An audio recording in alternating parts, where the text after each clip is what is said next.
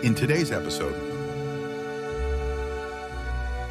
Misinformation: The Art of Believing Trash and Loving It by Victor Odisnak.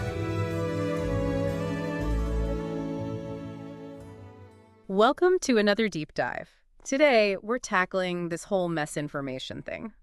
You know, that feeling when truth and lies and everything in between just gets jumbled together online? It can definitely feel overwhelming. Totally. We got a ton of requests from you all to dig into the book, Misinformation: The Art of Believing Trash and Loving It. Oh yeah, Victor Odisnak's book. Yeah, exactly. He dives deep into how we got here and how to navigate this wild world of information overload. So let's unpack some of his key insights. Sounds good. Where do you want to start? Well, first things first, how does Odisnak define misinformation? Is it just another way of saying fake news? He actually argues it's bigger than that. It's not just about outright lies. It's about the sheer volume of information we're bombarded with online. It's like trying to drink from a fire hose. Makes sense. It's like you're drowning in data but starving for actual knowledge. Exactly. And that makes it really hard to separate fact from fiction. Yeah. It's like, how do you even know where to begin? Odisnak compares it to a buffet of questionable leftovers. You're never quite sure what's safe to eat. Ooh, I like that analogy. You're hesitant to take a bite because you just don't know where you're going to get. Right. And one of the most fascinating examples he uses is the birds aren't real movement. Oh yeah, that's a good one. I remember seeing that all over social media. For those who haven't encountered it, it's this whole online movement that claims birds are actually government-operated drones. It's so out there, right? Yeah. But it's interesting how it plays on our desire for simple answers, even if those answers are completely bonkers. Totally. It's easier to latch on to a grand conspiracy theory than to grapple with the messy complexities of reality. And Odisnak argues that this tendency to embrace these easy answers isn't new. It's been a part of human history for a long time. He takes us on a historical tour of misinformation in the book, highlighting the enduring appeal of these kinds of narratives. Yeah, he starts with the classic flat earth theory. Remember those folks? Still around, I think. It's wild how these old ideas persist, even when science has debunked them. He also talks about the phlogiston theory of fire, which I'd never even heard of. Right, it's this long debunked theory that tried to explain how things burn. But the point is, we humans have always been drawn to these neat and tidy explanations, even if they're totally wrong. So what is it about our brains that makes us susceptible to this kind of thinking? Well, Odisnak dives into the psychology of it all. He talks about how our brains are wired to absorb information quickly, which helped us survive in the past, but it can also make us vulnerable to soaking up bad information just as easily as good information. So we're wired for survival, not necessarily for accuracy. Right. And in the age of information overload, that can be a real problem. We're constantly bombarded with information from all sides, and it's hard for our brains to keep up. Are there any specific psychological mechanisms at play here? Like, why do we fall for certain types of misinformation more easily than others? Odisnak points to fear as a key driver. When we're afraid, we're more likely to grasp at any explanation that offers us a sense of control, even if that explanation isn't grounded in reality. So if I'm feeling anxious about the state of the world, I might be more likely to believe in a conspiracy theory about lizard people controlling the government. It might seem more appealing than facing the uncertainty and complexity of actual global events. It's like our brains are seeking out a narrative, any narrative, to make sense of the chaos. It's about finding a way to feel like we have some control in a world that often feels very much out of control. He also highlights the role of tribalism in all this. Our innate desire to belong to a group can lead us to accept information that aligns with our group's beliefs, even when evidence suggests otherwise. It's like that saying, if all your friends jumped off a bridge, would you? We're social creatures, and that can sometimes cloud our judgment. And then there are cognitive biases to consider. Odisnak specifically talks about confirmation bias, which is our tendency to favor information that confirms our existing beliefs. So even if we stumble upon information that challenges our worldview, we're more likely to dismiss it or find ways to rationalize it away. Exactly. And that can lead us down some pretty interesting rabbit holes online, wouldn't you say? Oh, definitely. You start with a simple Google search and end up on some obscure forum convinced that the Earth is hollow. It's like, how did I even get here? And this is where social media comes into play.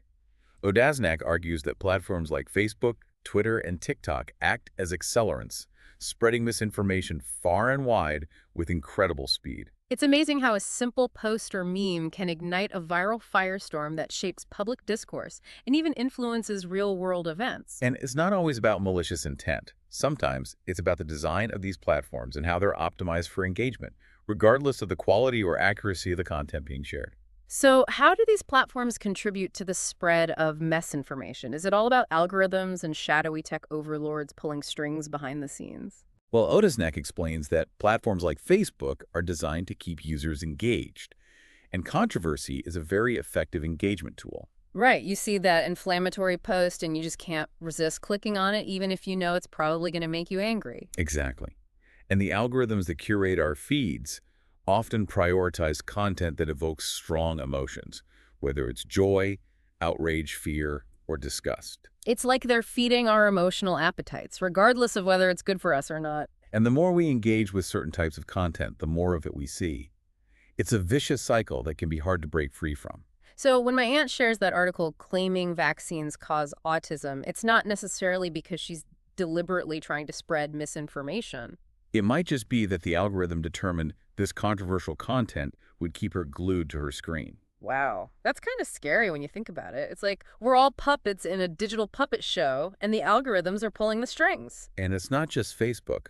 Twitter, with its rapid-fire format, is practically tailor-made for spreading misinformation. Yeah, a tweet can go viral in minutes, reaching millions of people before anyone has time to fact-check it. It's like a game of telephone, where the message gets distorted with every retweet. And then you've got TikTok, where misinformation is often disguised as entertainment. You've got catchy music, funny dances, and clever editing, making even the most dubious claims seem palatable. And let's not forget about the power of memes. Odasnak talks about how they act like Trojan horses, sneaking misinformation past our critical thinking defenses with their humor and shareability. He even goes as far as to say that memes are increasingly shaping reality, blurring the lines between satire and truth in a way that can be both amusing and alarming. It's enough to make you want to disconnect entirely. But Odasnak doesn't want us to give up hope. He actually spends a good chunk of the book exploring some historical examples of misinformation to show that this isn't a new phenomenon and that we've survived it before.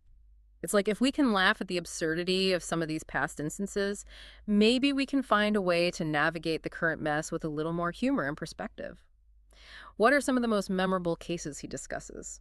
One classic example is the Great Moon Hoax of 1835. A series of newspaper articles claimed that astronomers had discovered bat-like creatures and lush vegetation on the moon. Wait, really? People actually believe that? For a while, yeah. Yeah. It caused a huge sensation at the time. It's incredible how a story that sounds so outlandish now could have been so convincing back then. It's a good reminder that we humans are susceptible to believing things that confirm our biases or tap into our sense of wonder, even if those things turn out to be completely false. And then in the more recent past, we have the Momo Challenge hoax. This one really highlighted how quickly misinformation can spread in the digital age. Oh yeah, I remember hearing about that. Wasn't it about some creepy online challenge that was supposedly encouraging kids to harm themselves? Exactly. It caused widespread panic among parents and educators, but it turned out to be a complete fabrication. It's a good example of how even well-intentioned concerns can be hijacked and amplified by the dynamics of misinformation. It's not always about deliberate deception. Sometimes it's about the unintentional consequences of a story spiraling out of control. So while some of these historical examples might seem funny in retrospect, they remind us that misinformation can have real-world consequences. It's not something to be taken lightly. Absolutely. But it's not all doom and gloom. And Doznak also points to cases where misinformation takes on a more humorous, even endearing quality. Oh, like what? Give me an example. He talks about the left shark phenomenon from Katy Perry's Super Bowl halftime show a few years back. You remember that, right? Vaguely. Remind me. One of the backup dancers, dressed as a shark, completely flubbed the routine. But instead of being a disaster, it became this viral sensation, a symbol of glorious failure that resonated with people who, embrace imperfection. I love that. It's like sometimes these mess-ups can be more entertaining and memorable than the perfectly polished performances. It's a good reminder that not all misinformation is malicious or dangerous. Sometimes it's just a funny, awkward moment that captures the internet's attention and reminds us to not take ourselves too seriously. But let's not forget that there's a darker side to all of this. Odasnak doesn't shy away from exposing the players who benefit from this misinformation ecosystem. So who are these shadowy figures profiting from our digital disarray? He points to corporations, political groups, and those marketing firms that always seem to know a little too much about our online habits. These entities thrive in environments where truth is elusive and attention is easily manipulated. They're like the puppet masters behind the scenes, pulling the strings and profiting from the chaos. They benefit from a confused and divided population, making it easier to push agendas, sell products, and maintain their grip on power. It's pretty unsettling when you think about how much influence these unseen forces have on our lives. And the algorithm plays a significant role in all of this. Platforms like Facebook and YouTube are designed to keep us scrolling, clicking, and sharing.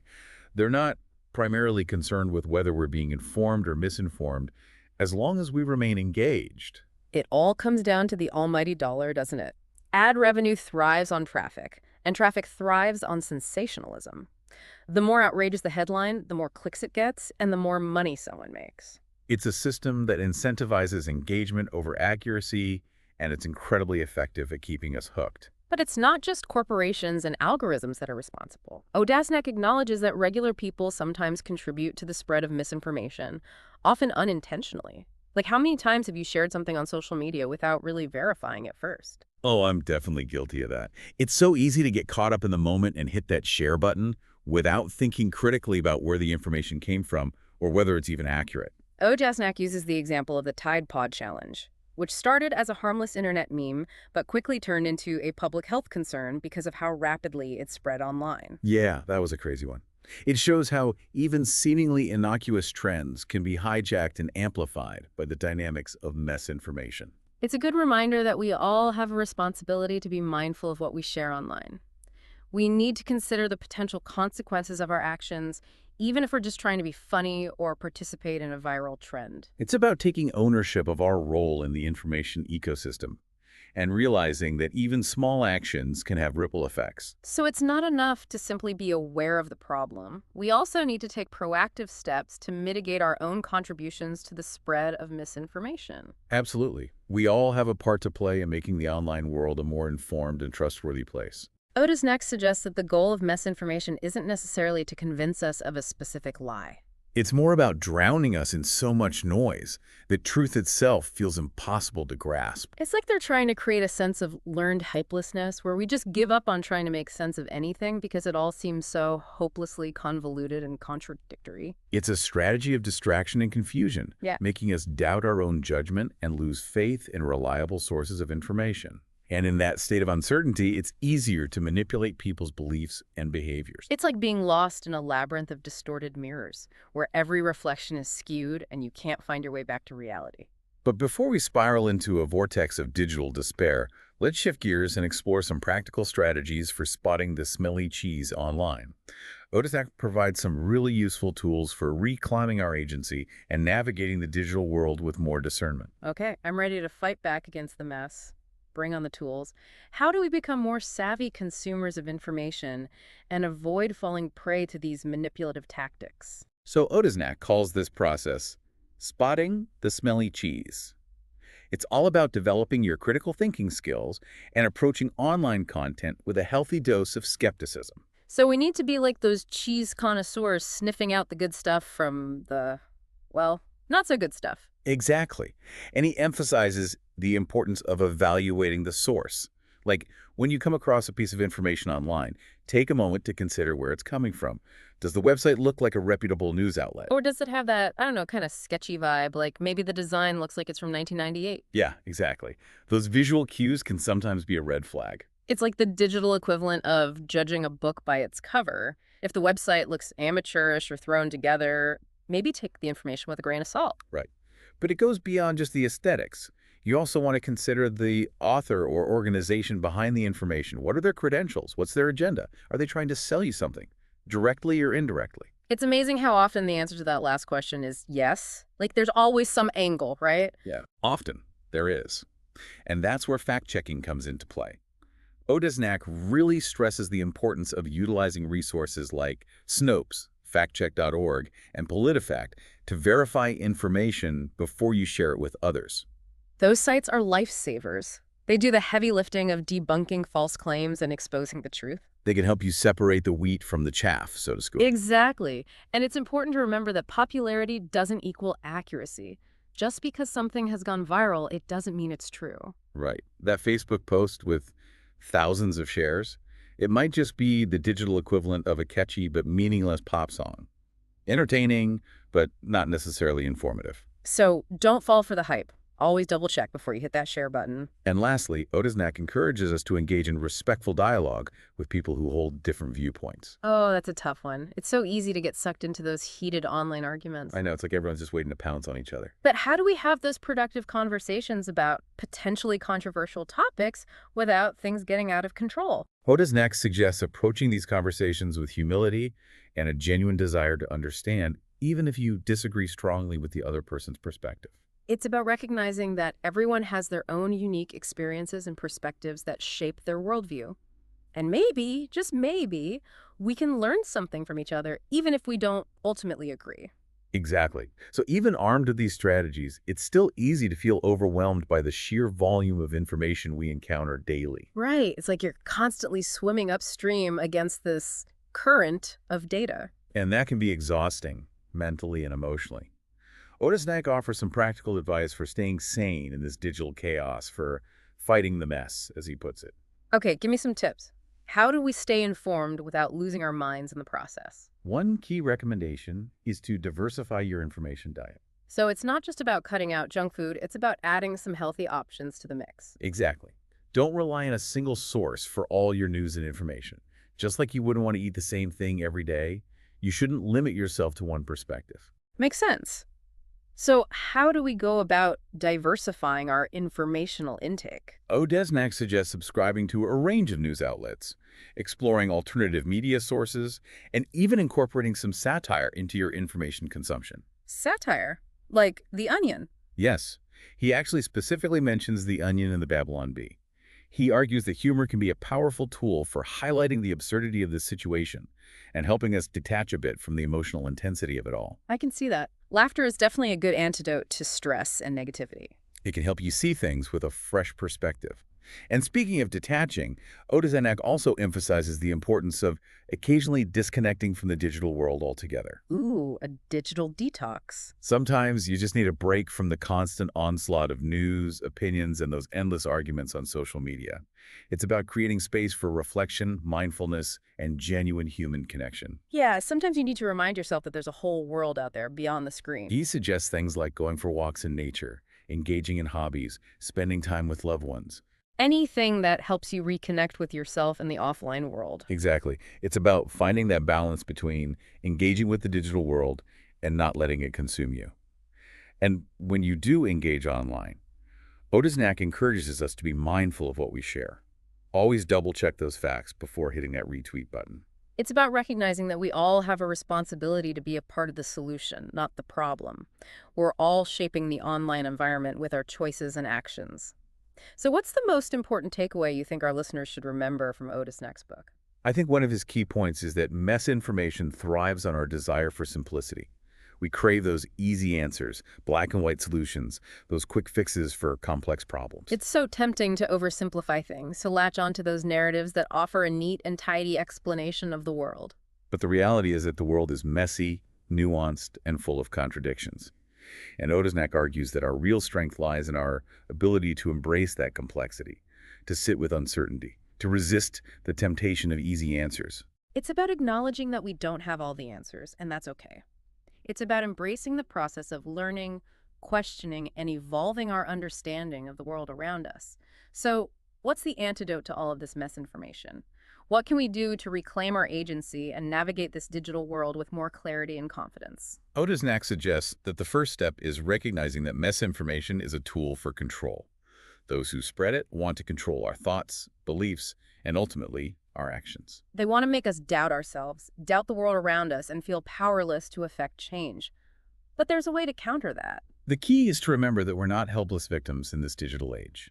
We have the power to be discerning consumers of information, to challenge those questionable claims, and to contribute to a more informed and balanced online environment. It's about reclaiming our agency, honing those critical thinking skills, and recognizing that we all have a part to play in shaping the digital landscape for the better.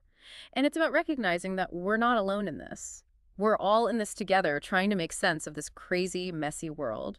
And that sense of shared experience can be really powerful. Even when things feel chaotic and overwhelming, we can find solace in knowing that we're not alone in navigating this mess. It's like we're all in the same boat trying to stay afloat in this sea of information. Exactly. And it's important to remember that we have the power to choose how we engage with that information. We don't have to let it control us. One of the things I appreciate about Otisnak's approach is that he doesn't shy away from highlighting the individual's role in all of this. It's easy to feel like our actions don't really matter in the grand scheme of things, especially when we're talking about something as vast and complex as the internet. It can feel really daunting, right? Right. Like, what difference can one person really make? But Odesnak emphasizes that small actions can have ripple effects. We might not be able to fix the entire internet, but we can certainly make a difference in our own little corners of it. It's like that old saying, be the change you want to see in the world. And it starts with those individual choices we make every day. Do we share that questionable article without verifying it first? Or do we take a moment to pause, reflect, and maybe even do a little fact-checking? It's about being more conscious of our role in the information ecosystem and recognizing that we all have a responsibility to contribute to a more informed and balanced online environment. So it's not just about protecting ourselves from misinformation, it's also about protecting others. Exactly. It's about being a good digital citizen, so to speak. And one of the simplest yet most effective ways to do that is to be mindful of what we share online. It's easy to get caught up in the excitement of a viral trend or the urgency of breaking news, but it's always worth taking a moment to pause and consider the source, the context, and the potential consequences of hitting that share button. We have a responsibility to be more discerning about the information we amplify and to think critically about the narratives we're contributing to. And if something seems too good to be true, it probably is. Right. A healthy dose of skepticism can go a long way in protecting you from falling prey to misinformation. And remember, it's okay to admit when you don't know something. It's much better to say, I don't know, but I'll look into it, than to spread false information just because it sounds convincing or fits your existing beliefs. Absolutely. Humility and a willingness to learn are essential qualities in this age of information overload. And on that note, I think we've covered a lot of ground today. We've explored the depths of misinformation, from its historical roots to its psychological underpinnings to its impact on our digital lives. But most importantly, we've also explored ways to fight back, to reclaim our agency, and to navigate this complex world with more clarity and confidence. It's been a fascinating conversation, and I hope our listeners feel empowered to take some of these insights and apply them to their own lives. So as we wrap up this deep dive, what are some key takeaways you'd like to leave our listeners with? What should they remember as they venture back out into the digital world? Stay curious, stay skeptical, and most importantly, stay human. Don't let the noise and negativity of the online world drown out your own inner compass of compassion, empathy, and critical thinking. Those are words to live by, both online and offline. Thanks for joining us on this deep dive into misinformation. We hope you found it insightful, engaging, and maybe even a little bit empowering. And remember, you're not alone in this journey. We're all in this together. Until next time, keep exploring, keep questioning, and keep shining your light in the digital fog. You've listened to our latest episode of Right Here, Right Now,